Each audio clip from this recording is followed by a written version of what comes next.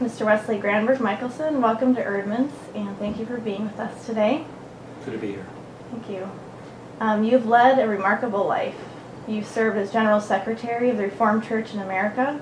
You were founding or managing editor of Sojourners magazine. You worked closely with Senator Mark Hatfield during the Vietnam War, and you've worked with Christian churches together in the USA, the Global Christian Forum, and Called to Renewal, and you've also raised a beautiful family with your wife, Karen. We're very pleased to publish your life story, Unexpected Destinations, an Evangelical Pilgrimage to World Christianity. So to begin with, can you tell us a little bit, or the story behind your somewhat unusual last name, which you talk about in your book? Well, you know, when Karen and I were married, we began to say, how are we going to deal with our name?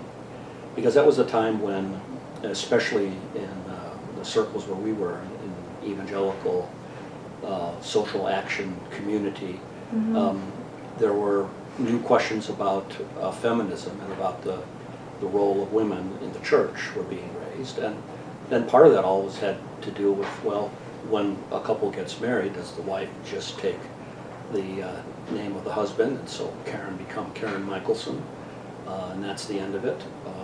Or do you do something that sort of indicates that you know, this is a union of two people who each have their own identity? So it was when we moved to Missoula, Montana, that we decided if we were ever going to act on this is the time to do it.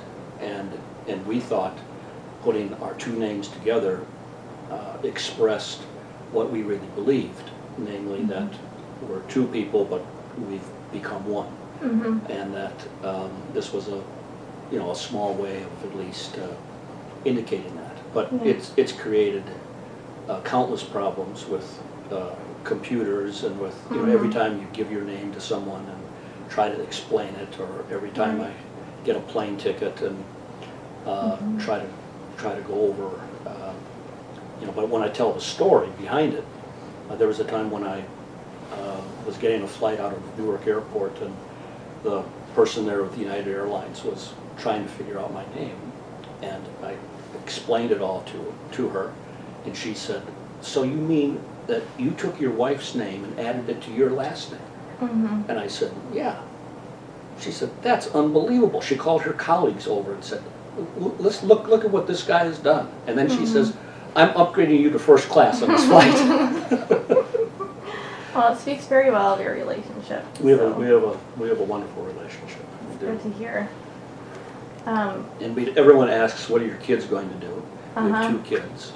One of them we named John Christer, so this is John Christer Granberg-Michaelson. So he's got enough names to start his own law firm. And he goes by J.K. and then our daughter Cars. But we figure when they get to that point in their life, they're both really smart and they'll figure this out. Yeah, 3 hyphenated names. Well, you're a natural and gifted leader who focuses on reforming and renewing organizations and institutions.